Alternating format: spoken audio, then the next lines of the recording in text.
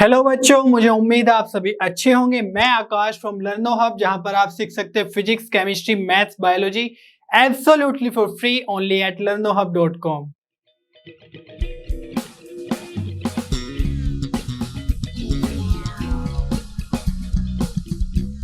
बच्चों, आज हम क्लास 10 के 2022 बोर्ड एग्जाम में आए हुए मैथ्स के क्वेश्चन सोल्व करेंगे और आपको भी मेरे साथ नोटबुक और पेन लेकर क्वेश्चन सोल्व करने हैं।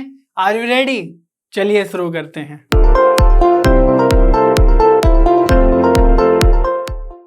चलिए बच्चों, क्वेश्चन नंबर 6 सोल्व कर लेते हैं।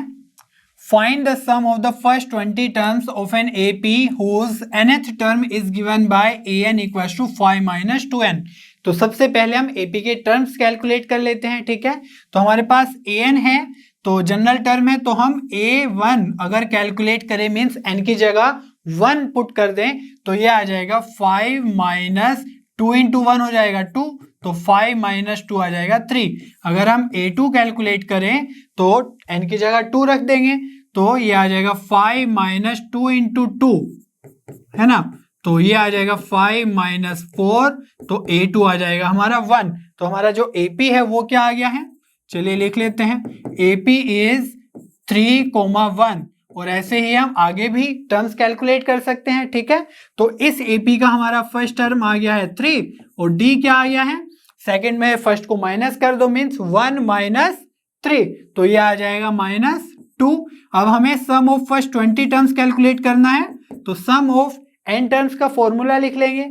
तो वो क्या होता है, n/2 2a + n-1d। ठीक है, तो s20 फाइंड आउट करना है, तो 20/2 2a, a क्या है यहाँ पे 3, तो 2 × 3 हो जाएगा 6 प्लस n की जगह 20 रख देंगे तो 20 - 1 और d कितना है -2। अब इसको सिंपली सोल्व कर लेना है और हमारा आंसर आ जाएगा। तो s20 इक्वल्स टू 20 को 2 से डिवाइड करेंगे तो 10 बचेगा और ये आ जाएगा 6 और 20 - 1 कितना है 19 और उसकी मल्टीप्लाई -2 से करेंगे तो -38, तो 6 - 38 आ जाएगा। तो ये आ गया है 10 × -32। ठीक है, तो s20 कितना आ जाएगा, ये आ जाएगा -320। ठीक है, इस तरीके से हम सम कैलकुलेट कर लेंगे 20 टर्म्स का। ओके बच्चों, क्वेश्चन नंबर 7 इस ईयर के सिलेबस से रिमूव हो चुका है, इसलिए अब हम सोल्व करेंगे क्वेश्चन नंबर 8। चलिए देखते हैं। In figure, AB is a tower of height 50 meters. A man standing on its top observes two cars on the opposite sides of the tower with angles of depression 30 degree and 45 degree respectively. Find the distance between the two cars. तो एक car यहाँ पे C point पे और एक car है D point पे, तो हमें बेसिकली CD कैलकुलेट करना है। तो उसके लिए हम पहले BC कैलकुलेट कर लेंगे और फिर BD कैलकुलेट कर लेंगे। ठीक है, तो अब आप देखो यहाँ पे ये जो लाइन है और CD लाइन है ये दोनों पैरेलल है, तो ये 30 डिग्री है तो ये भी 30 डिग्री हो जाएगा क्योंकि AC क्या है, ट्रांसवर्सल लाइन है। सिमिलरली ये जो 45 है AD ट्रांसवर्सल हो गई तो ये भी 45 एंगल हो जाएगा D। तो अब हम देखेंगे ABC ट्राइंगल में, तो यहाँ पे 30 डिग्री करस्पॉन्डिंग AB हमारा परपेंडिकुलर हो जाएगा और BC हमारा बेस हो जाएगा। तो चलिए हम क्या यूज कर सकते हैं परपेंडिकुलर बेस के लिए, tan थीटा। ठीक है, तो tan 30 हमारा हो जाएगा परपेंडिकुलर अपॉन बेस, तो परपेंडिकुलर कितना है 50 और बेस कितना है BC, तो tan 30 कितना होता है 1/√3 इक्वल्स टू 50/BC। अगर हम क्रॉस मल्टीप्लाई कर दें तो ये आ जाएगा BC × 1 means BC equals to 50 × √3, तो BC इक्वल्स टू 50√3 आ गया है। तो हमारा एक पार्ट तो कंप्लीट हो गया है। अब हमें सिर्फ BD कैलकुलेट करना है, तो इसके लिए हम ABD ट्राइंगल में देखेंगे 45 डिग्री करस्पॉन्डिंग AB हमारा अगेन परपेंडिकुलर हो जाएगा और BD हमारा बेस हो जाएगा। तो इसमें भी हम क्या लगा लेंगे, tan लगा लेंगे, तो tan 45 equals to perpendicular means 50 upon base means BD, तो tan 45 कितना होता है 1, तो 50 अपॉन BD। तो यहाँ पे हम क्या करेंगे 1 से BD की मल्टीप्लाई कर देंगे, तो ये आ जाएगा BD इक्वल्स टू 50 मीटर। ठीक है, और BC इक्वल टू ये भी 50√3 मीटर। तो अब इन दोनों को ऐड कर देंगे तो हमारे पास CD आ जाएगा, मीन्स डिस्टेंस बिटवीन कार्स आ जाएगा। तो चलिए देखते हैं, CD equal to BC plus BD। तो BC है हमारा 50√3 और BD है हमारा 50। तो ये इसमें से अगर हम 50 कॉमन ले लें तो ये आ जाएगा 50, यहाँ से बचेगा √3 और सेकेंड टर्म से बचेगा 1 और यूनिट है मीटर। तो CD आ गया हमारा 50√3 प्लस 1 मीटर। ठीक है, चलिए बच्चों क्वेश्चन नंबर 9 सोल्व कर लेते हैं। The mean of the following frequency distribution is 25, find the value of f। तो यहाँ पे सबसे पहले हम xi कैलकुलेट करेंगे विच इज क्लास मार्क। तो उसके लिए हम क्या करते हैं, lower limit plus upper limit upon 2। तो 0 प्लस 10 मीन्स 10/2, तो ये आ जाएगा 5। तो xi फॉर फर्स्ट क्लास आ गया है 5 और 10 प्लस 20 हो जाएगा 30/2, तो ये आ जाएगा 15। सिमिलरली ऐसे ही आप और भी सोल्व कर लेंगे। 25 आ जाएगा, 30 to 40 आ जाएगा 35, 40 to 50 आ जाएगा 45। अब हमें fi xi भी कैलकुलेट करना है। तो उसके लिए हम ये जो फ्रीक्वेंसी है fi इससे मल्टीप्लाई कर देंगे xi की। तो 5 5 जा 25, 15 की 18 से होगी तो ये आ जाएगा 15 8 जा 120 और 15 1 जा 15 तो 270। ठीक है, अब 15 की 25 के साथ होगी तो ये आ जाएगा आपका 375 और 35f के साथ होगी तो ये आ जाएगा 35f। ठीक है, 6 की 45 के साथ मल्टीप्लाई होगी तो ये आ जाएगा 270। ऑलराइट, अब हमारा जो मीन का फॉर्मूला है वो क्या होता है, mean equals to sigma fi xi upon sigma fi। ठीक है, ये तो याद ही होगा सभी को। तो ये कितना है, मीन हमें गिवन है 25। तो 25 equals to sigma fi xi, तो हमें इसका सम कैलकुलेट करना है। तो अगर आप इनका सम करेंगे, सिंपल है, तो ये आ जाएगा 940 प्लस 35f। ये वाला टर्म 35f है तो ये ऐसे ही ऐड होगा और fi भी चाहिए, सिग्मा fi। तो इसका सम कितना आ जाएगा हमारा 44 प्लस f। ठीक है, तो आप इजीली कर लेंगे। तो ये सिग्मा fi xi लिख लेते हैं 940 plus 35f upon sigma fi, तो ये है 44 प्लस f। अब हम क्या करेंगे, 25 की मल्टीप्लाई कर देंगे डिनोमिनेटर के साथ, तो ये इधर जाके मल्टीप्लाई होगा तो 25 into 44 plus f equals to 940 plus 35f। ठीक है, अब ब्रैकेट में मल्टीप्लाई करेंगे तो 25 की 44 के साथ होगी तो आप सिंपली कर सकते हैं, ये आ जाएगा 1100 प्लस 25 के साथ f की मल्टीप्लाई होगी तो 25f equals to 940 plus 35f। ठीक है, अब f वाले टर्म एक तरफ और जो कांस्टेंट है वो एक तरफ लिख लेते हैं। तो ये आ जाएगा 1100 और 940 को भी इधर ही ले आते हैं तो ये माइनस 940 इक्वल्स टू 35f और 25f उधर जाके नेगेटिव हो जाएगा तो माइनस 25f। ठीक है, तो 1100 में से 940 जाएगा तो कितना बचेगा, ये बचेगा 160 equals to 35f minus 25f, तो ये बचेगा 10f। ठीक है, अब हमें f की वैल्यू कैलकुलेट करनी है तो f आ जाएगा 160 अपॉन 10, तो f की वैल्यू आ गई हमारी 16। ठीक है, यही हमें फाइंड आउट करना था क्वेश्चन में। ओके, चलिए बच्चों क्वेश्चन नंबर 9 का और पार्ट कर लेते हैं। Find the mean of the following data using assumed mean method. तो इस डाटा का मीन कैलकुलेट करना है यूजिंग एज्यूम्ड मीन मेथड। तो वो कैसे करते हैं चलिए देखेंगे।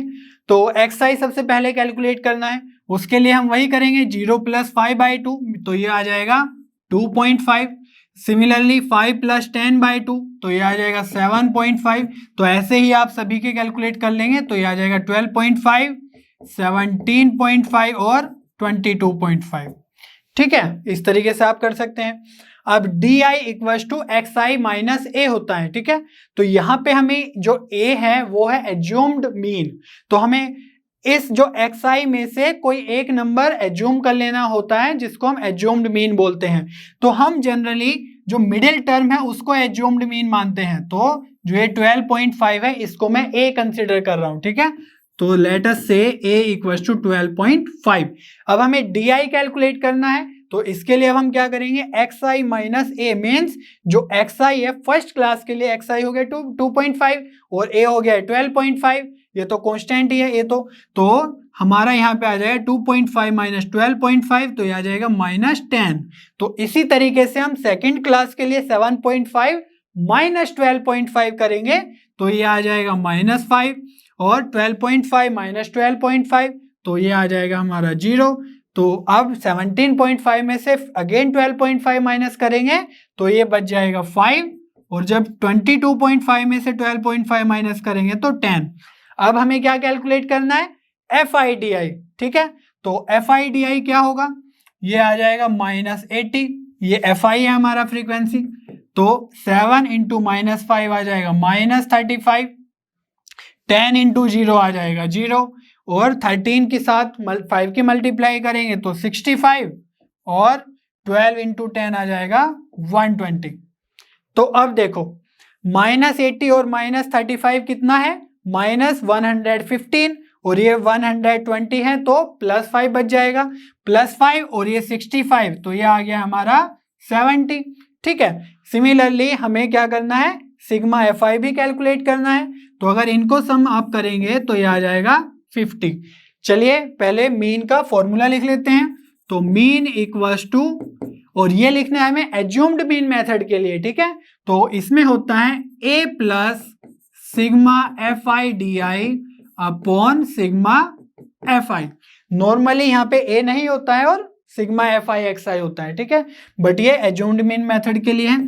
तो A इक्वल्स टू हम पुट कर देंगे 12.5 प्लस सिग्मा FIDI कितना है 70, तो 70 upon sigma FI which is 50।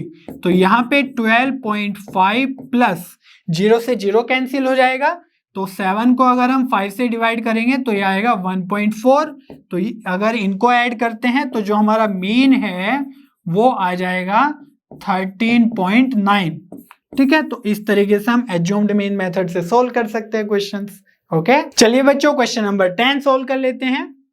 Heights of 50 students of class 10 of a school are recorded and following data is obtained.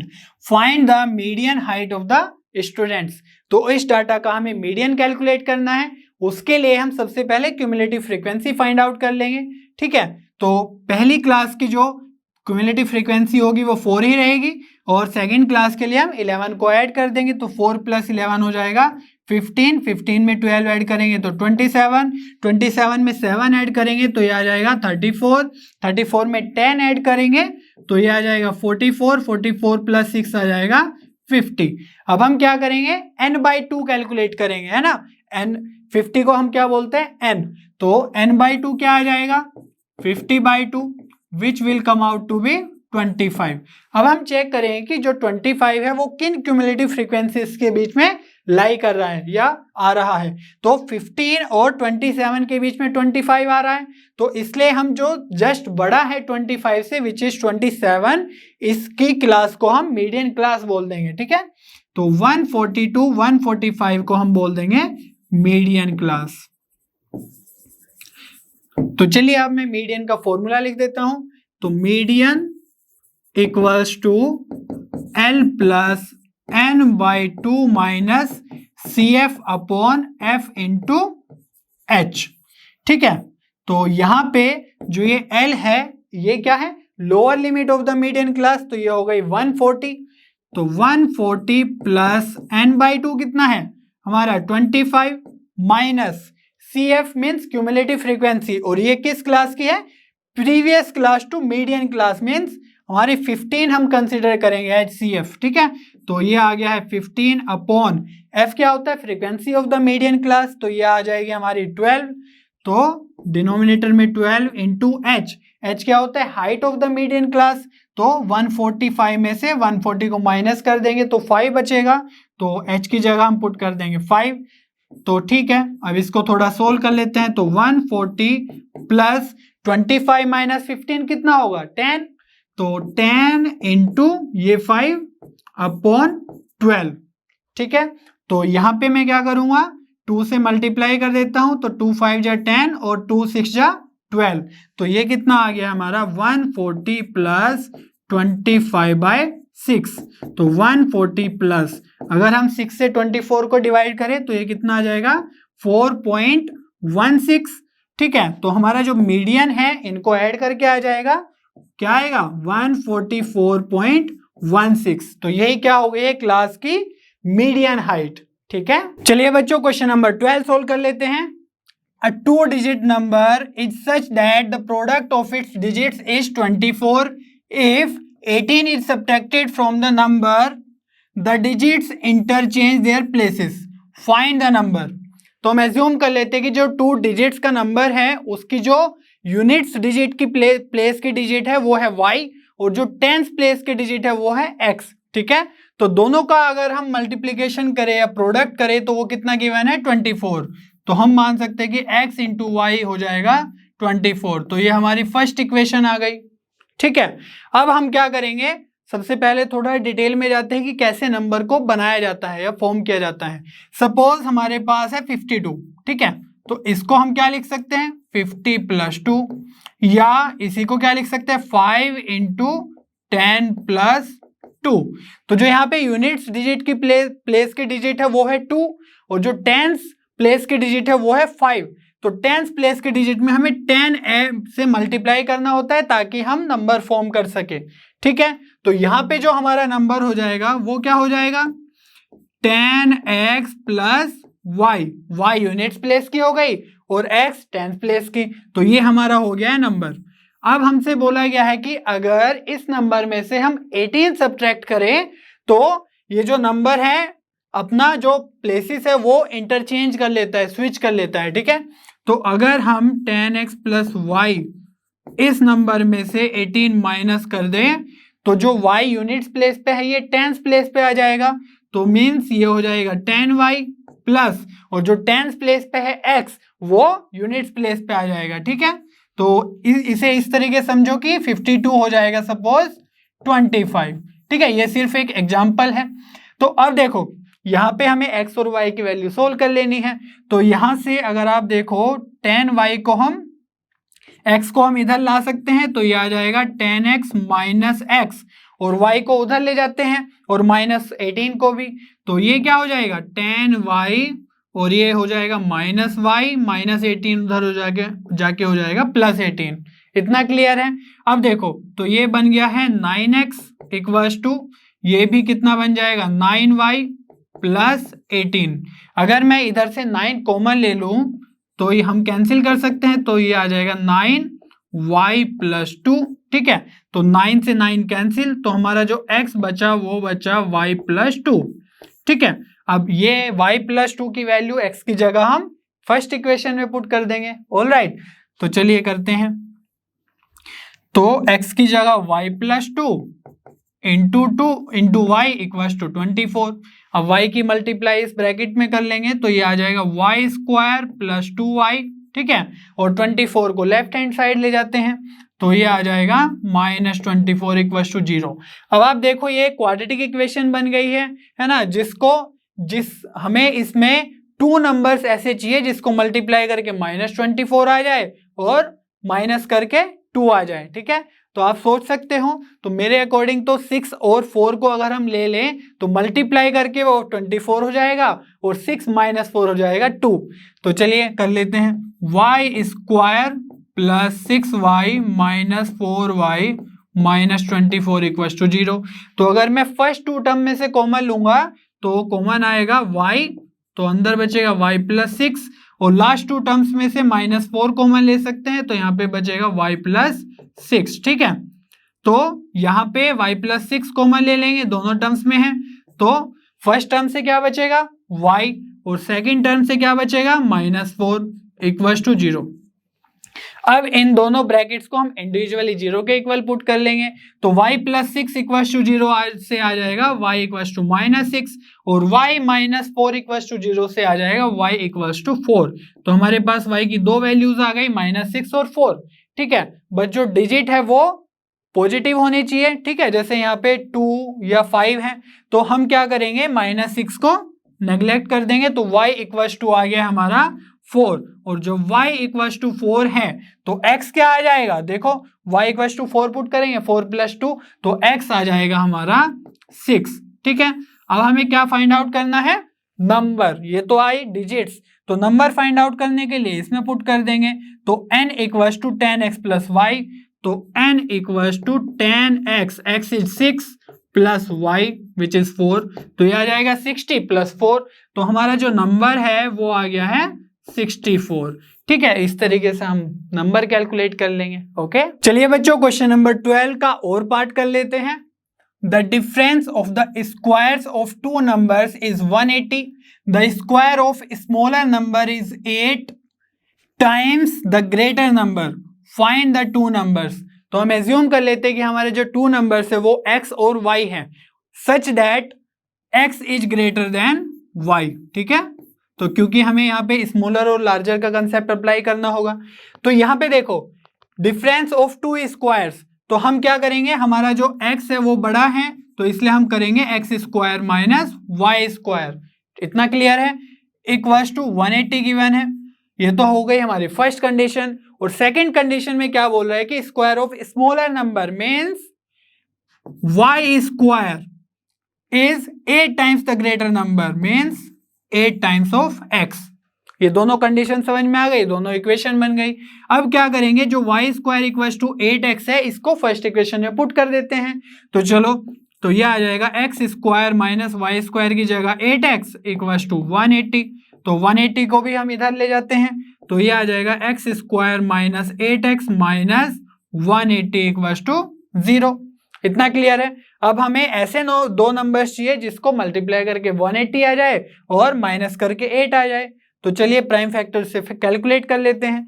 तो 180 के अगर हम फैक्टर्स करें तो ये आ जाएगा 90, फिर करेंगे तो 45, अब करेंगे हम 3 से तो 15, 3 से अगेन करेंगे तो 5, 5 से करेंगे तो 1, तो हमारे ये फैक्टर्स आ गए 180 के और हमें लाना है 8।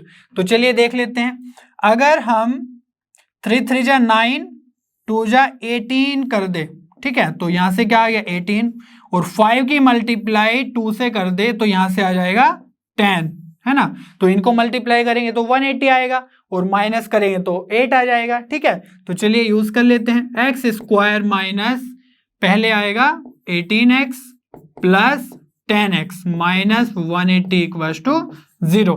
अब देखो ये बेसिकली माइनस 8x ही लिखा हुआ है, तो अब हम इसमें 2 टर्म्स में पहले वाले में कॉमन ले लेंगे x, तो यहां से बचेगा x माइनस 18 और यहां से क्या आएगा कॉमन 10, तो यहां से भी बच जाएगा x माइनस 18, ठीक है, इक्वल्स टू 0।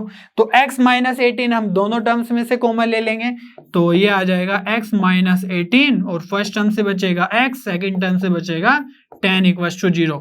तो यहां से x की 2 वैल्यूज आएगी, x minus 18 equals to 0 put करेंगे तो x इक्वल्स टू 18 और x plus 10 equals to 0 put करेंगे तो x इक्वल्स टू माइनस 10। अब चलिए देखते हैं y की वैल्यूज, ठीक है। तो हमारा जो y स्क्वायर है वो क्या है 8x है, तो अगर हम x की वैल्यू 18 पुट करें तो x इक्वल्स टू 8,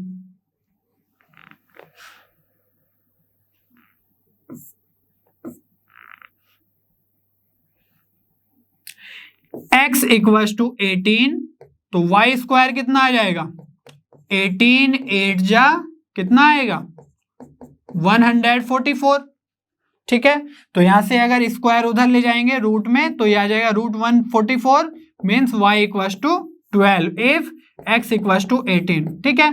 तो ये तो एक कंडीशन आ गई, बट अगर x इक्वल्स टू माइनस 10 है तब क्या होगा, तो x इक्वल्स टू माइनस 10 पे y स्क्वायर क्या आ जाएगा 18 इंटू माइनस 10 और y square equals to minus 180, ठीक है। लेकिन जो स्क्वायर होता है वो तो हमेशा पॉजिटिव नंबर होता है और यहाँ पे आ गया माइनस 180 वाई स्क्वायर का वैल्यू, तो ये वैल्यू हमारी एक्सेप्टेबल नहीं होगी, यहाँ से कोई भी y की वैल्यू एक्सेप्टेबल नहीं आएगी।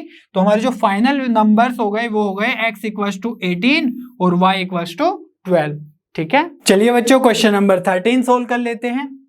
Kite festival is celebrated in many countries at different types of the year. In India, every year 14th January is celebrated as International Kite Day. On this day, many people visit India and participate in the festival by flying various kind of kites. चलिए इसके questions देख लेते हैं। In figure the angles of elevation of two kites point A and B from the hands of a man point C are found to be 30 degree and 60 degree respectively, taking AD equals to 50 meter and BE equals to 60 meter. Find the lengths of strings used for kites A and B as shown in figure. तो हमें क्या करना है, यहाँ पे कोई man है point सी पे और ये जो AC है ये काइट का स्ट्रिंग है और जो ये CB है ये भी काइट का स्ट्रिंग है। ठीक है, तो हमें AC और BC का लेंथ फाइंड आउट करना है फर्स्ट पार्ट में। तो चलिए करते हैं। 30 डिग्री के करस्पॉन्डिंग जो हमारा परपेंडिकुलर है वो तो AD है। ठीक है, और जो AC है वो क्या है हमारा हाइपोटेनस। ठीक है, ये 90 डिग्री है। तो यहाँ पे हम क्या लगा सकते हैं, परपेंडिकुलर और हाइपोटेनस का रेशियो मीन्स साइन थीटा। तो यहाँ पे आ जाएगा sine 30 equals to perpendicular means 50 upon base क्या हो, हाइपोटेनस क्या हो जाएगा AC जो हमें कैलकुलेट करना है। तो साइन 30 कितना होता है 1/2 इक्वल्स टू 50 अपॉन AC। तो अगर हम क्रॉस मल्टीप्लाई कर दे तो AC इक्वल्स टू आ जाएगा 50 into 2 मीन्स 100 मीटर। ठीक है, तो अब हमारा नेक्स्ट टास्क क्या है, BC कैलकुलेट करना। उसे भी हम सिमिलरली कैलकुलेट कर लेंगे। 60 डिग्री के करस्पॉन्डिंग BE हो गया हमारा परपेंडिकुलर और BC हो गया हमारा हाइपोटेनस। तो यहाँ पे भी हम साइन थीटा का यूज कर लेंगे। तो sine 60 equals to perpendicular is 60 metre and hypotenuse is BC। तो साइन 60 कितना होता है √3/2 इक्वल्स टू 60 अपॉन BC। ठीक है, तो यहाँ से अगर हम BC फाइंड आउट करें वो कैसे करेंगे, क्रॉस मल्टीप्लाई कर लेते हैं। तो √3BC equals to 2 into 60 means 120। ठीक है, तो 120, तो BC आ जाएगा 120 अपॉन √3। अब AC को हम क्या लिख सकते हैं 120 को 40 into 3 है ना। तो उससे क्या फायदा होगा, हमारा जो √3 से 3 कैंसिल हो जाएगा। तो BC आ जाएगा, यहाँ से √3 से 3 होगा √3 टाइम्स, तो 40 √3 आ गया हमारा BC। ठीक है, तो हमें AC का भी पता चल गया है और BC का भी पता चल गया है, मीन्स फर्स्ट पार्ट कंप्लीट हो चुका है। अब सेकंड पार्ट क्या है, the distance D between the two kites. जो ये डिस्टेंस है D ये फाइंड आउट करना है, मीन्स AB फाइंड आउट करना है हमें। ठीक है, तो इसके लिए हम क्या करेंगे, आप देखो कि जो ये DCE है ये एक लीनियर लाइन है, तो इस पे जो एंगल्स होने चाहिए वो 180 डिग्री के एंगल होने चाहिए। ठीक है, तो यहाँ पे आप देख सकते हैं कि जो ACD है वो 30 है, BCE है जो 60 है और जो ACB है ये अगर हम फाइंड आउट करें तो हमारा रिलेशन आ सकता है कुछ ACB ट्राइंगल में। तो चलिए करते हैं। तो यहाँ पे 30 degree plus angle ACB plus 60 degree, ये क्या है लीनियर पेयर्स हैं सारे के सारे, मीन्स 180 आना चाहिए। तो इनको हमने ऐड कर दिया। अब देखो ये 60 है ये 30 है, तो ये टोटल कितना हो गया 90, और 90 उधर जाके 180 माइनस 90 हो जाएगा। तो एंगल ACB इक्वल्स टू हो जाएगा 180 माइनस 90। तो एंगल ACB कितना बचा हमारा 90 डिग्री। ठीक है, तो ये एंगल क्या हो गया हमारा 90 डिग्री। तो हम बोल सकते हैं कि जो ACB ट्राइंगल है वो एक राइट एंगल ट्राइंगल है और जो हमारा AB है वो क्या है हाइपोटेनस है। ठीक है, तो हम इसमें पाइथागोरस का फॉर्मूला लगा देंगे। हमारे पास ACB है और BCB है तो AB कैलकुलेट हो जाएगा। ठीक है, तो चलिए फॉर्मूला लगाते हैं। AB square hypotenuse square equals to AC square plus BC square. ठीक है, तो AB स्क्वायर तो हमें कैलकुलेट ही करना है। तो AB इक्वल्स टू ये स्क्वायर उधर ले जाते हैं रूट बन जाएगा। ठीक है, तो AC स्क्वायर, तो AC क्या है हमारा 100, तो उसका स्क्वायर होगा तो कितना हो जाएगा 4 zeros आ जाएगी। ठीक है, प्लस BC स्क्वायर, तो BC हमारा कितना है यहाँ पे ये आया 40 √3। ठीक है, तो इसका स्क्वायर करेंगे तो ये हो जाएगा 40 का स्क्वायर 1600 और √3 का स्क्वायर 3, तो ये हो जाएगा 4800। ठीक है, तो 4800 और इसी को क्या लिख सकते हैं हम, A B equals to root 4800, तो ये आ जाएगा 14800। ठीक है, तो इसको क्या लिख सकते हैं, थोड़ा सिंपलर फॉर्म में लिखेंगे तो ये आ सकता है 4 इंटू 37 इंटू 100। ठीक है, 4 इंटू 37 कितना होगा 148, और 100 को मैंने अलग लिख लिया, क्यों लिखा, ताकि हम 4 का इसको स्क्वायर रूट कर सके, 100 का स्क्वायर रूट कर सके। तो 4 का कितना होता है 2, और 100 का कितना होगा 10, तो 2 इंटू 10 बाहर आके हो जाएगा 20, तो और ये अंदर ही रहेगा, तो ए बी इक्वल्स टू आ जाएगा हमारा 20 रूट 37 मीटर। ठीक है, तो ये क्या आ गया है, काइट्स के बीच का डिस्टेंस। ठीक है, चलिए बच्चों क्वेश्चन नंबर 14 सोल्व कर लेते हैं।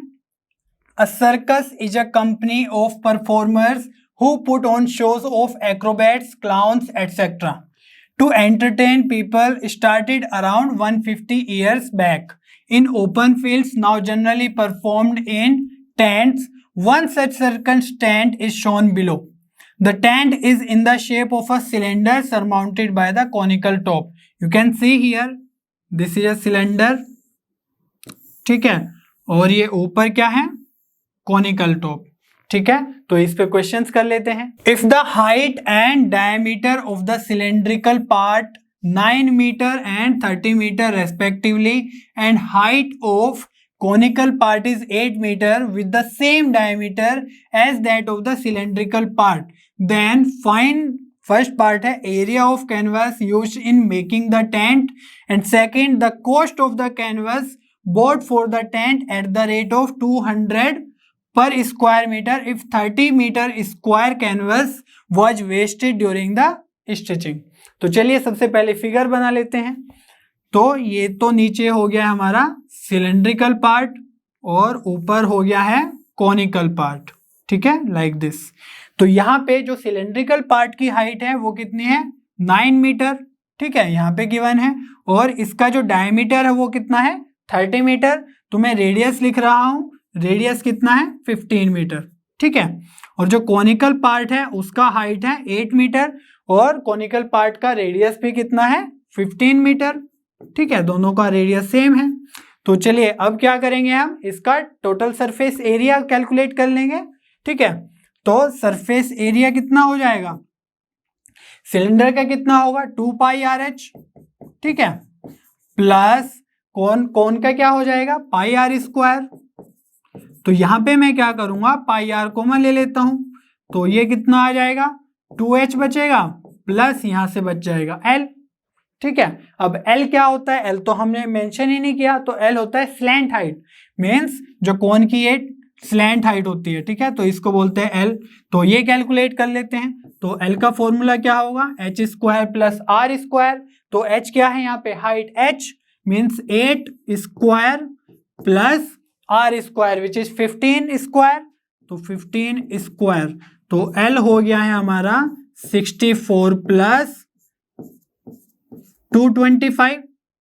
ठीक है, तो यहां से आ जाएगा ये 289, और 289 का रूट क्या होता है 17 मीटर। ठीक है, तो l हो गया हमारा 17। तो ये सब इसमें पुट कर देंगे, तो पाई कितना है 22/7, रेडियस कितना है 15, 2h, ये h किसका है सिलेंडर वाला हाइट। ठीक है, तो 9 ले लेंगे, तो 2 इंटू 9 हो जाएगा 18, प्लस l है हमारा 17 जो हमने अभी कैलकुलेट किया है। ठीक है, तो यहां से 22/7 इंटू 15 इंटू 18 प्लस 17 कितना हो जाएगा 35। तो 7 से हमारा 35 चला जाएगा 5 टाइम्स। ठीक है, तो 22 इंटू 5 कितना हो जाएगा 110 इंटू 15। तो 15 की मल्टीप्लाई कर देते हैं, तो ये तो 0 तो रहेगा ही, 15 1 जा 15, 1 कैरी, 15 1 जा 15, 16। तो ये हो गया हमारा 1650 मीटर स्क्वायर जो क्लॉथ लगेगा इसमें स्टिचिंग के लिए। ठीक है, तो अब सेकंड पार्ट करते हैं। ये तो फर्स्ट पार्ट था एरिया ऑफ कैनवस, तो cost of canvas find out करना है। ठीक है, बट यहाँ पे गिवन है कि जो हमारा 30 मीटर स्क्वायर कैनवस है वो वेस्ट हो चुका है ड्यूरिंग स्टिचिंग। तो जो हमारा एरिया जिसका हमें कॉस्ट कैलकुलेट करना है वो 1650 नहीं है, वो कितना है 1650 प्लस 30 मीटर स्क्वायर। समझ में आ रहा है, क्योंकि वो वेस्ट हो चुका है। तो हम लिख लेंगे टोटल एरिया या टोटल कैनवस जो भी है, तो 1650 प्लस 30, तो ये कितना आ जाएगा 1680 मीटर स्क्वायर। ठीक है, अब जो रेट है कैनवस का वो कितना है 200 रुपीज 200 पर मीटर स्क्वायर। ठीक है, इतना तो रेट है और टोटल एरिया कितना है 1680। तो हमारा जो कॉस्ट है वो कितना आ जाएगा 1680 इंटू 200। तो चलिए इसकी मल्टीप्लाई कर देते हैं, यहाँ पे 1 0 यहाँ पे 2 0, तो ये तो 3 zeros हो गई एज इट इज, और 2 की मल्टीप्लाई करेंगे तो ये आ जाएगा 16 3 और 3, तो ये क्या हो गया है इतना प्राइस लगेगा, मीन्स 3,36,000 रुपीज लगेगा कैनवस। ठीक है, चलिए बच्चों सेट 3 का क्वेश्चन नंबर 1 सोल्व कर लेते हैं। Solve the quadratic equation for x square minus 2ax minus 4b square minus a square equal to 0। तो यहाँ पे हमें फैक्टर्स करके तो मुश्किल हो जाएगा करना, तो इसलिए हम क्वाड्रेटिक फॉर्मूला का यूज कर लेंगे। ठीक है, चलिए मैं एक बार लिख देता हूं। तो x इक्वल टू होता है minus B plus minus root D upon 2a, और यहाँ पे d क्या है discriminant of this quadratic equation which is b square minus 4ac। ठीक है, तो d को हम सेपरेटली सोल्व करेंगे और इसमें पुट कर देंगे x की वैल्यूज फाइंड आउट करने के लिए। ठीक है, तो चलिए b क्या होता है कोफिशिएंट ऑफ x, तो यहाँ पे हमारा जो d आ जाएगा b का वैल्यू पुट करेंगे तो माइनस 2a का होल स्क्वायर माइनस 4, और a क्या होता है एक्स स्क्वायर का कोफिशिएंट, तो यहाँ पे तो एक्स स्क्वायर का कोफिशिएंट 1 है तो a आ जाएगा 1, और c क्या होता है कांस्टेंट, तो c क्या है यहाँ पे minus 4b square minus a square. तो चलिए यहाँ पे लिख लेते हैं minus 4b square minus a square, तो ये ब्रैकेट हो गया और ये हो गया। ठीक है, अब हमें क्या करना है थोड़ा सोल्व कर लेना है इसको, तो ये आ जाएगा माइनस 2 का स्क्वायर मीन्स 4 और a का स्क्वायर तो a स्क्वायर ही आ जाएगा। ठीक है, और ये माइनस 4 है 1 की मल्टीप्लाई करेंगे तो माइनस 4 ही रहेगा, और अंदर एक माइनस है तो ये हो जाएगा प्लस 4, तो यहाँ पे हम लिख सकते हैं plus 4b square minus a square. इतना क्लियर है। अगर मैं यहाँ से 4 कॉमन ले लूँ दोनों टर्म से, तो फर्स्ट टर्म से बचेगा a स्क्वायर प्लस, और सेकेंड टर्म से क्या बचेगा 4 तो कॉमन ले लिया, ये आएगा 4b square minus a square. ठीक है, तो चलिए यहाँ पे आप देख सकते हैं कि a स्क्वायर से a स्क्वायर कैंसिल। ठीक है, तो यहाँ पे क्या बचा 4 इंटू 4b स्क्वायर। ठीक है, तो हमारा जो d है d क्या आ गया है 16b स्क्वायर। तो चलिए अब इसको इस फॉर्मूला में पुट कर लेते हैं, तो x equal to minus B, again वही लिखेंगे माइनस 2a है b, तो minus 2a plus minus root जो हमारा d आया है 16b square upon 2 into a तो यहाँ पे 1 ही है, तो चलिए इसको थोड़ा सोल्व कर लेते हैं। ठीक है, तो यहाँ से माइनस माइनस कैंसिल, तो ये आ जाएगा 2a plus minus root 16b square, तो 16 का रूट हो जाएगा 4 और b स्क्वायर का रूट हो जाएगा b। ठीक है, तो ये आ जाएगा प्लस माइनस 4b अपॉन 2। ठीक है, 2 इंटू 1 2, तो यहाँ पे हम क्या करेंगे इनको सेपरेटली लिख सकते हैं, तो 2a प्लस 4b बाई 2 और x equals to 2a minus 4b by 2। ठीक है, जो प्लस माइनस था उसको मैंने सेपरेट दो साइंस के साथ लिख लिया, अलग अलग, प्लस के साथ यहाँ पे माइनस के साथ। अब हम 2 कॉमन लेके कट कर देंगे, तो यहाँ से 2 कॉमन लेंगे तो यहाँ बचेगा a प्लस 4 से बाहर आएगा 2, तो ये बचेगा 2b अपॉन 2, और यहाँ पे x इक्वल्स टू सिमिलर होगा तो a माइनस 2b अपॉन 2, तो 2 से 2 कैंसिल, यहाँ पे भी 2 से 2 कैंसिल, तो x आ गया हमारा a प्लस 2b, और सेकेंड वैल्यू आ गई है x equals to a minus 2b। ठीक है, ये दो वैल्यूज आ गई है इस क्वाड्रेटिक इक्वेशन को सोल्व करने के बाद। ओके, चलिए बच्चों क्वेश्चन नंबर 1 का और पार्ट कर लेते हैं। If the quadratic equation 1 plus a square x square plus 2abx plus b square minus c square equals to 0 has equal and real roots, then prove that B square equals to C square into 1 plus A square. तो जब भी हम real और equal roots की बात करते हैं तो हम बोलते हैं कि डिस्क्रिमिनेंट हमारा 0 होना चाहिए, ठीक है। तो चलिए d इक्वल्स टू 0 पुट कर दो, तो d क्या होता है, B square minus 4ac equals to 0। अब देखो b क्या है यहाँ पे, कोफिशिएंट ऑफ x, तो कोफिशिएंट ऑफ x क्या है 2ab, तो चलिए 2ab square minus 4, capital A क्या है एक्स स्क्वायर का कोफिशिएंट, और यहाँ पे क्या है एक्स स्क्वायर का coefficient 1 plus small A square, और कैपिटल सी मीन्स कांस्टेंट, तो ये है B square minus C square. चलिए इसको भी लिख लेते हैं, B square minus C square equal to 0।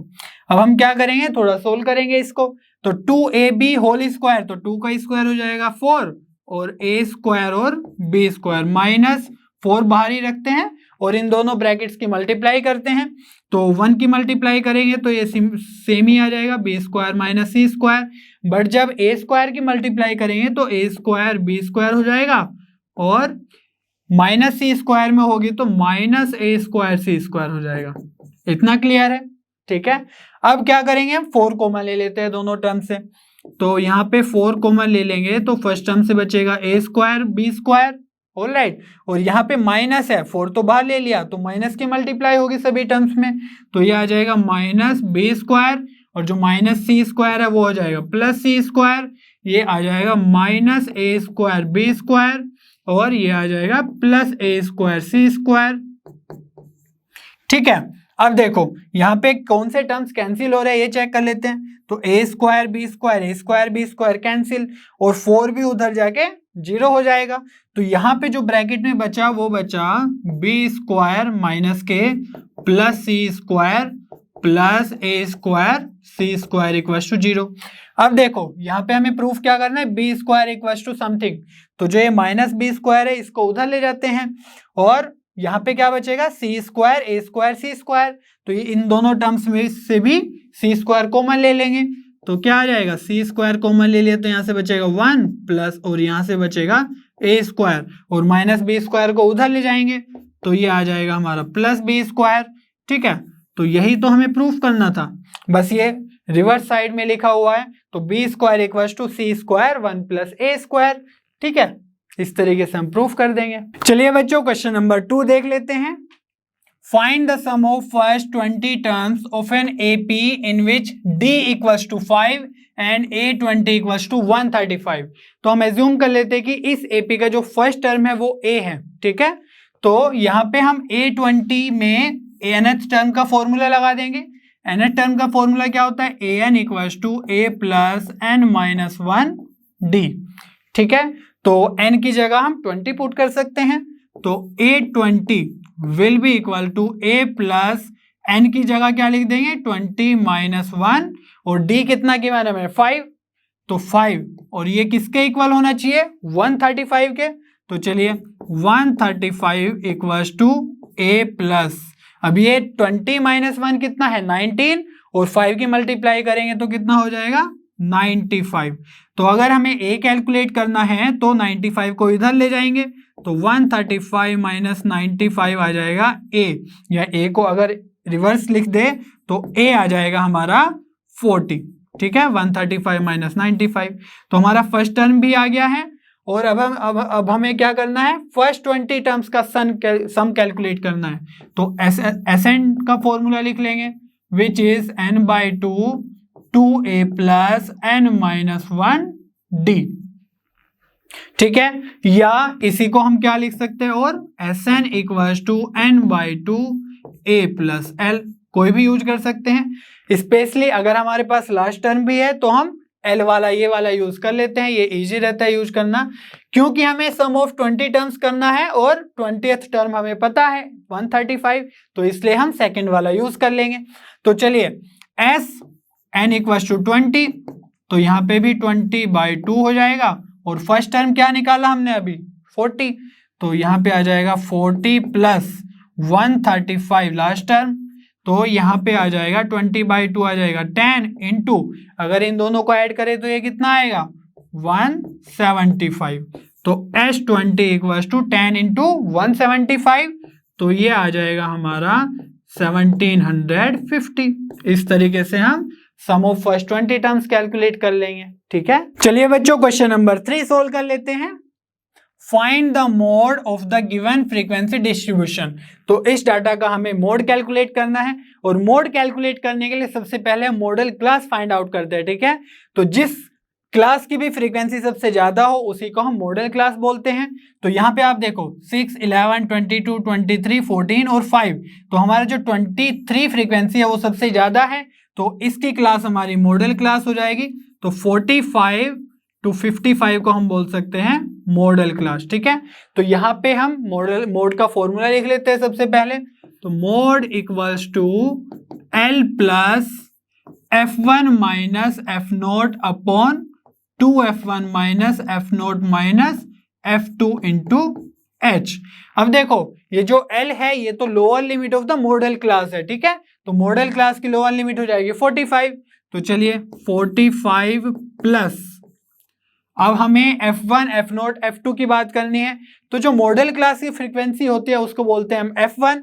ठीक है, तो F1 हो जाएगा हमारा 23, और जो प्रीवियस क्लास की फ्रीक्वेंसी होती है उसको हम बोलते हैं F0, और नेक्स्ट क्लास की फ्रीक्वेंसी को बोलते हैं F2। ठीक है, तो F1 हम पुट कर देंगे 23 माइनस F0 कितना है 22, तो 22 अपॉन 2F1 मीन्स 2 इंटू 23, तो ये हो जाएगा 46।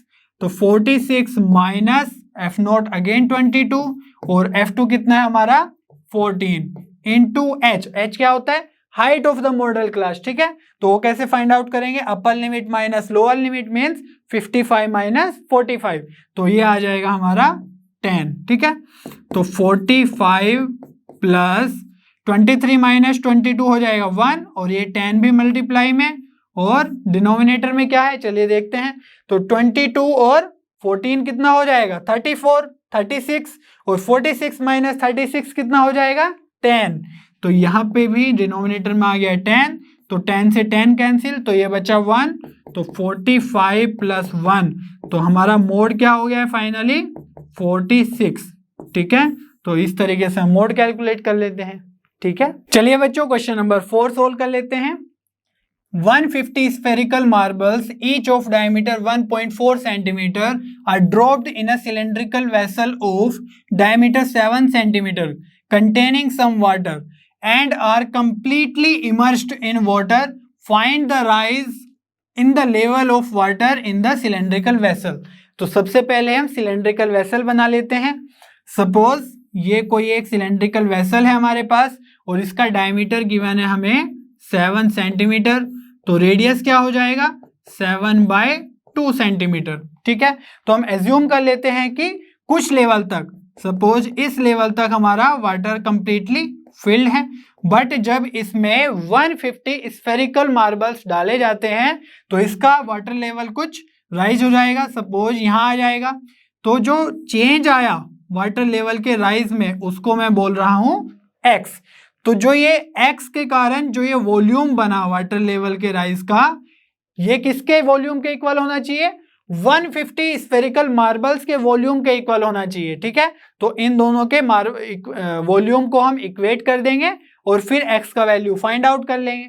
ठीक है, तो चलिए, तो 150 मार्बल्स है और एक मार्बल का वॉल्यूम क्या होगा 4/3 पाई आर क्यूब। ठीक है, ये r किसका है स्फेरिकल मार्बल का रेडियस। ठीक है, और यहां पे अगर हम सिलेंड्रिकल वॉल्यूम की बात करें तो ये कितना हो जाएगा pi r square x, means change in volume की बात कर रहा हूं तो x जो है वो हाइट डिनोट कर रहा है जो चेंज हुआ है। ठीक है, तो यहाँ पे जो कैपिटल R है, सपोज इसको मैं कैपिटल R लिख देता हूँ 7/2। तो चलिए सोल्व कर लेते हैं।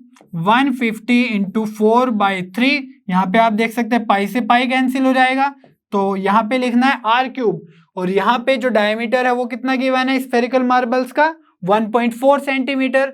तो अगर इसको बाय 2 कर देंगे रेडियस कैलकुलेट करने के लिए तो आएगा 0.7 रेडियस। ठीक है, तो 0.7 हो गई हमारी रेडियस, तो 3 टाइम्स मल्टीप्लाई करना है, तो 0.7 into 0.7 equals to R square. तो यहाँ पे हमारा रेडियस कितना है 7/2, तो 7/2 इंटू 7/2 इंटू एक्स, ये x हमें अल्टीमेटली फाइंड आउट करना है ना।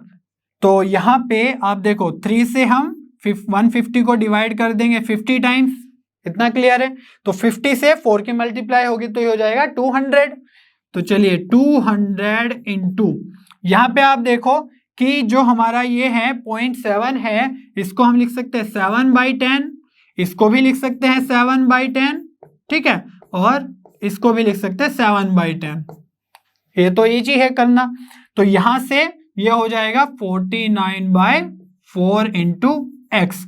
अब देखो यहां से जो 7 से 49 बनेगा वो यहां से कैंसिल हो जाएगा, और यहाँ पे जो 10 और 10 100 है, उससे अगर हम 200 को डिवाइड करेंगे तो ये बचेगा 2।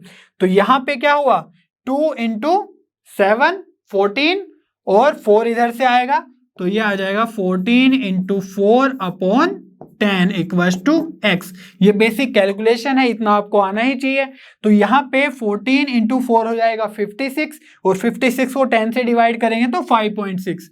तो जो हमारा एक्स आ गया है वो आ गया है 5.6 सेंटीमीटर। तो यही हो जाएगा हमारा वाटर का लेवल राइज। ठीक है, चलिए बच्चों क्वेश्चन नंबर 4 का और पार्ट कर लेते हैं। 3 cubes of side 6 centimeter each are joined as shown in figure. Find the total surface area of the resulting cuboid. तो ये जो 3 क्यूब्स है इनसे क्यूबॉइड बन चुका है, तो इसकी हम साइड्स फाइंड आउट कर लेते हैं। ठीक है, तो जो ये साइड होगी ये तो सिंपल 6 ही हो जाएगी, है ना, और ये भी कितना हो जाएगा, विड्थ 6 हो जाएगी। और जो हमारी लेंथ है क्यूबॉइड की, यहाँ पे यहाँ से यहाँ तक है 6, ठीक है, और ये भी 6 और ये भी 6। तो ये टोटल कितनी हो गई लेंथ, इसको मैं L से डिनोट कर रहा हूं, ये हो गई है 18।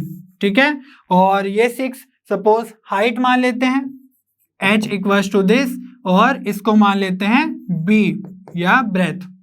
ठीक है, तो हमारा जो TSA होता है मीन्स टोटल सरफेस एरिया, वो क्या होता है क्यूबॉइड के लिए 2 into LB plus BH plus LH। ठीक है, तो इसमें हमें वैल्यूज पुट करनी है और आंसर कैलकुलेट कर लेना है। तो यहां से 2 इंटू LB मीन्स 18 इंटू 6, तो 18 इंटू 6 प्लस BH तो 6 इंटू 6, और लास्ट में है LH, तो L into H means 18 into 6। तो इसको थोड़ा सोल्व कर लेते हैं। तो 2 इंटू 18 6 जा कितना हो जाएगा 108, तो 108 प्लस 6 जा 36, और ये भी 18 6 जा 108। तो इनको ऐड कर लेते हैं, तो ये आ जाएगा 108 प्लस 108 216 प्लस 36, तो ये आ जाएगा 2 इंटू, इसको ऐड करेंगे तो 252। ठीक है, तो हमारा जो TSA है, TSA आ जाएगा हमारा, इसको मल्टीप्लाई करेंगे तो ये आ जाएगा 504 सेंटीमीटर स्क्वायर। ठीक है, इस तरीके से हम इसको सोल्व कर लेंगे। ओके, चलिए बच्चों क्वेश्चन नंबर 5 सोल्व कर लेते हैं। For what value of n are the nth terms of the AP is 9 7 5 and so on and 15 12 9 the same. ठीक है, तो हमें यहाँ पे nth टर्म सेम होने के लिए वो n कैलकुलेट करना है। ठीक है, जो दोनों AP के लिए सेम हो nth टर्म। तो यहाँ पे देखो ये 15 12 9 एक डिफरेंट AP है। ठीक है, तो nth टर्म क्या होता है a plus n minus 1 d। ठीक है, n तो हमें कैलकुलेट ही करना है, और हमें क्या चाहिए, दोनों APs का a और d चाहिए। तो फर्स्ट AP का जो a है मीन्स फर्स्ट टर्म वो कितना है 9, और d कितना आ जाएगा, देखो सेकेंड टर्म में से फर्स्ट टर्म माइनस कर देंगे मीन्स 7 माइनस 9, तो ये आ जाएगा -2। चलिए, और जो सेकेंड AP है उसका फर्स्ट टर्म क्या है 15, और d क्या आ जाएगा, कॉमन डिफरेंस 12 माइनस 15, तो ये आ जाएगा -3। तो अब हमें क्या करना है, दोनों के लिए nth टर्म का फॉर्मूला पुट कर देना है। तो यहाँ पे अगर हम ये वैल्यूज के साथ nth टर्म पुट करेंगे तो ये आ जाएगा 9 प्लस n माइनस 1 -2। ठीक है, इसमें पुट कर देंगे इक्वल्स टू सेकेंड AP के लिए अगर nth टर्म पुट करें तो 15 प्लस n माइनस 1 -3। ठीक है, तो दोनों साइड n वेरिएबल है और इसको सोल्व कर लेंगे हम। तो चलिए सोल्व कर लेते हैं। यह आ जाएगा 9 -2 की मल्टीप्लाई अंदर होगी तो -2n और ये आ जाएगा -1 -2 +2 = 15 और यहाँ से क्या आ जाएगा -3n और -3 और -1 की होगी तो +3। ठीक है, तो अब 9 + 2 हो गया 11, तो 11 - 2n = 18 - 3n। तो -3n को इधर ले जाते हैं तो ये आ जाएगा -2n + 3n और 11 चला जाएगा राइट हैंड साइड, तो ये आ जाएगा 18 - 11। तो 3n - 2n हो जाएगा n और 18 - 11 आ जाएगा 7।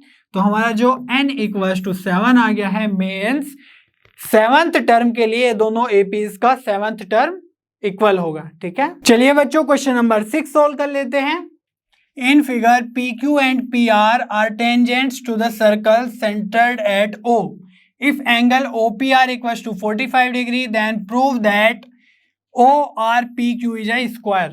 तो यहाँ पे आप देख सकते हैं कि P पॉइंट से हम टेंजेंट डाल रहे हैं PR और PQ। तो एक्सटर्नल पॉइंट से सर्कल पे टेंजेंट्स होती है इक्वल।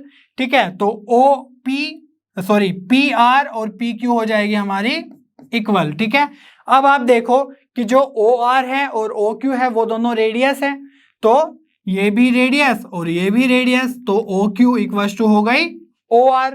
अब हम क्या देखेंगे, एंगल्स की बातें करते हैं। ठीक है, तो यहाँ पे जो PR है वो टेंजेंट है और जो OR है वो रेडियस है। तो टेंजेंट और रेडियस के बीच में at the point of contact means at R 90 degree का एंगल होगा।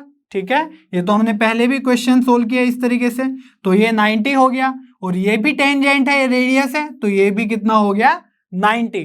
बट यहाँ पे एक नई बात सीखने वाली बात ये है कि P पॉइंट से हमने पेयर ऑफ टेंजेंट्स डाले हैं PQ और PR, वहां से अगर हम O को O से ज्वाइन कर दे P को, OP बन जाएगा। तो OP जो होगा वो QPR एंगल का बाइसेक्टर होगा। ठीक है, तो जो एंगल QPO है वही एंगल OPR होगा। ठीक है, तो 45 है ये, तो ये भी कितना हो जाएगा 45, तो OPQ एंगल भी हो गया है 45। अगर हम 45 को ऐड कर दे तो ये भी कितना हो जाएगा 90 डिग्री। तो जो हमारा एंगल QPR है ये भी कितना हो गया है 90 डिग्री। अब सिर्फ एंगल QOR बचा है। ठीक है, तो हम क्वाड्रिलेटरल के इंटरनल एंगल्स का सम पुट कर देंगे, वो क्या होता है 360। तो एंगल QOR प्लस और सब तो 90 90 90 है, तो 90 + 90 + 90 = कितना होना चाहिए 360। और अगर हम 90 90 90 को ऐड करें तो यह आ जाएगा 270 और 270 उधर जाके माइनस होगा तो बचेगा 90।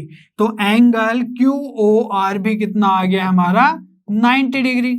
तो अब देखो ये किसका केस हो गया है, चारों एंगल्स जो हमारे 90 है, तो ये एक रेक्टेंगल होना चाहिए। ठीक है, बट यहाँ पे देखो यहाँ पे जो साइड्स है वो भी दोनों क्या है एडजेसेंट साइड्स इक्वल है और ये एडजेसेंट साइड्स भी इक्वल है। तो जब भी रेक्टेंगल में एडजेसेंट साइड्स इक्वल आ जाए तो वो क्या हो जाता है स्क्वायर। ठीक है, तो हम बोल सकते हैं दैट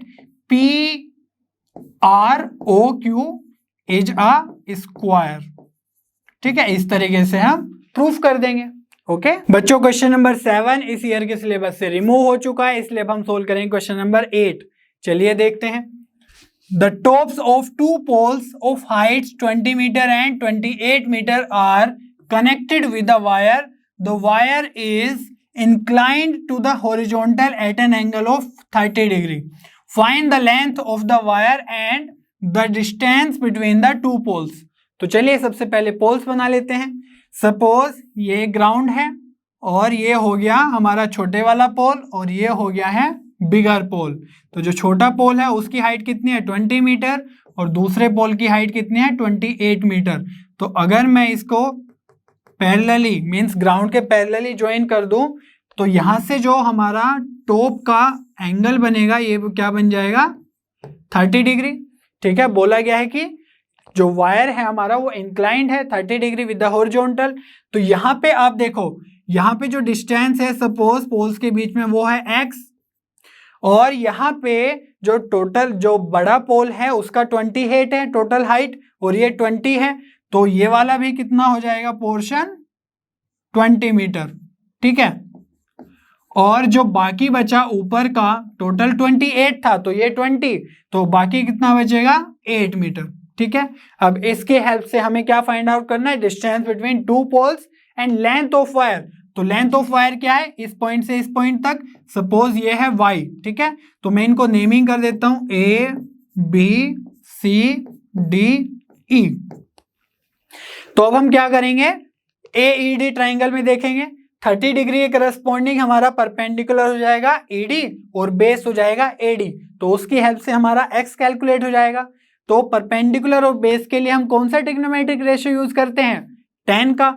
तो यहाँ पे लिख सकते हैं हम tan 30 equals to perpendicular which is 8 और बेस क्या है हमारा x। तो tan 30 कितना होता है 1/√3 इक्वल्स टू 8 अपॉन x। तो क्रॉस मल्टीप्लाई कर देंगे तो ये आ जाएगा x इक्वल्स टू 8√3 मीटर। ठीक है, तो डिस्टेंस बिटवीन पोल्स आ गया है। अब हमें क्या फाइंड आउट करना है, लेंथ ऑफ वायर। तो उसके लिए जो y है ये कैलकुलेट करना है। तो 30 डिग्री करस्पॉन्डिंग AE हमारा हो जाएगा हाइपोटेनस। ठीक है, ये 90 डिग्री है। तो यहाँ पे आप देखो परपेंडिकुलर और हाइपोटेनस में कौन सा रेशियो यूज करेंगे, हम कर लेंगे साइन थीटा का। तो यहाँ पे हो जाएगा sine 30 equals to perpendicular means 8 और हाइपोटेनस मीन्स y। तो साइन 30 कितना होता है 1/2 इक्वल्स टू 8/y। अगर हम क्रॉस मल्टीप्लाई कर दें तो y इंटू 1 हो जाएगा y और 8 इंटू 2 हो जाएगा 16। तो x आ गया है हमारा 8√3 मीटर डिस्टेंस बिटवीन पोल्स और लेंथ ऑफ वायर आ गया है 16 मीटर। ठीक है, चलिए बच्चों क्वेश्चन नंबर 9 सोल्व कर लेते हैं। The weights of 50 wild animals of a national park were recorded and the following data was obtained. Find the mean weight of animals using assumed mean method. तो हमें यहाँ पे assumed mean method से mean calculate करना है। तो सबसे पहले मैं फॉर्मूला ही लिख लेता हूँ, ठीक है, ताकि आसानी रहे सारी चीजें समझने में। तो मीन का फॉर्मूला होता है for assumed mean method A plus sigma FIDI upon sigma FI। ठीक है, तो यहाँ पे A क्या है, वो होता है एज्यूम्ड मीन। तो वो कैसे आएगा, चलिए देखते हैं। सबसे पहले XI कैलकुलेट करना है। ठीक है, तो XI के लिए हम lower limit plus upper limit upon 2 कर देंगे। तो ये हो जाएगा 100 प्लस 110 मीन्स 210 अपॉन 2। तो ये आ जाएगा हमारा 105। ठीक है, इसी तरीके से हम सबका XI कैलकुलेट कर लेंगे। तो 110 से 120 तक आ जाएगा 115, 120 से 130 तक का क्या आ जाएगा 125। ठीक है, और ये आ जाएगा 135, ये आ जाएगा 145। अब देखो हमें कैलकुलेट करना है DI equal to XI minus A। तो यहाँ पे हम क्या करते हैं, देखो अगर हम सिंपली FI XI करें तो बहुत कैलकुलेटिव हो जाएगा। तो इसके लिए हम XI में से कोई A एज्यूम कर लेते हैं, एज्यूम्ड मीन। तो हम जनरली मिडिल टर्म को एज्यूम कर लेते हैं A। तो यहाँ पे देखो 125 है, तो सपोज A हो गया हमारा 125। ठीक है, तो अब हम क्या करेंगे, DI कैलकुलेट करना है। तो XI minus A means first class का DI कैलकुलेट करने के लिए XI में से 105 में से A माइनस कर देंगे। ठीक है, माइनस 125, तो ये बचेगा माइनस 20। और यहाँ पे क्या करेंगे सेकंड में 115 में से 125 माइनस, तो ये आ जाएगा माइनस 10। और यहाँ पे 125 में से 125 माइनस, तो ये बचेगा 0। और 135 में से करेंगे 125 तो 10 और यहाँ पे आ जाएगा 20। समझ में आ गया इतना। अब हमें FI/DI कैलकुलेट करना है। तो जो हमारा FI है वो तो ये है फ्रीक्वेंसी, तो DI से मल्टीप्लाई कर देंगे तो ये कितना आ जाएगा -80। और 12 की मल्टीप्लाई -10 में करेंगे तो -120। और 23 की 0 से करेंगे या किसी की भी 0 से करेंगे तो 0 ही हो जाएगा। 8 की 10 से करेंगे तो 80 आ जाएगा। और लास्ट में 3 की मल्टीप्लाई 20 से करेंगे तो 60 आ जाएगा। अब देखो यहाँ पे हमें A तो पता चल गया है, चलो 125 प्लस सिग्मा FI/DI मीन्स इनका सम कैलकुलेट करना है। तो अब यहाँ पे देखो -80 से +80 कैंसिल हो जाएगा जब हम सम करेंगे। तो यहाँ पे -120 बचा और 60 बचा, तो ये आ जाएगा -60। ठीक है, और जो सिग्मा FI है वो तो ऑलरेडी गिवन है हमें 50 वाइल्ड एनिमल्स। तो FI/DI का सिग्मा लिख देते हैं -60 और सिग्मा FI कितना है 50। ठीक है, अब इसको सिंपली सोल्व कर लेना है। तो 125 और ये 0 से 0 कैंसिल होगा, -6 को अगर 5 से डिवाइड करेंगे तो ये बचेगा -1.2, तो ये आ जाएगा 123.8। तो यही क्या हो गया हमारा mean weight of all the wild animals. ठीक है, चलिए बच्चों क्वेश्चन नंबर 10 सोल्व कर लेते हैं। For the following frequency distribution find the median. तो इस डाटा का हमें मीडियन कैलकुलेट करना है। उसके लिए सबसे पहले हम क्यूमुलेटिव फ्रीक्वेंसी फाइंड आउट कर लेते हैं। तो फर्स्ट क्लास के लिए तो 6 ही रहेगा और सेकंड क्लास के लिए हम 13 + 6 कर देंगे तो ये आ जाएगा 19, और 19 में 25 ऐड करेंगे तो 44, 44 में 10 ऐड करेंगे तो 54। ठीक है, अब हमें क्या करना है, 54 को हम n मान लेते हैं। ठीक है, और n/2 कैलकुलेट करेंगे तो n/2 मीन्स 54/2, तो ये कितना आ गया 27। अब चेक करेंगे कि ये 27 किस क्यूमुलेटिव फ्रीक्वेंसी के बीच में लाई कर रहा है, तो ये आ रहा है 19 और 44 के बीच में।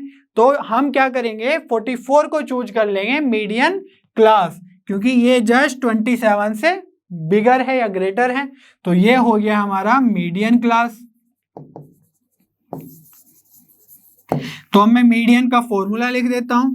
तो ये होता है NL + n/2 - CF upon F into H। ठीक है, तो L क्या है यहाँ पे, lower limit of the median class, तो क्या हो जाएगी 1700। ठीक है, प्लस n/2, तो n/2 means 27 minus CF।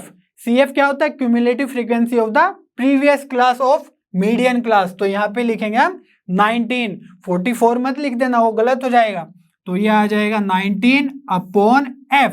F क्या होता है, frequency of the median class means 25। ठीक है, तो यहाँ पे आ जाएगा 25 इंटू H। H क्या होता है, height of the median class, वो क्या होगा 1850 में से 1700 माइनस कर देंगे तो वही डिफरेंस को हम हाइट बोलते हैं। तो ये आ जाएगा 150।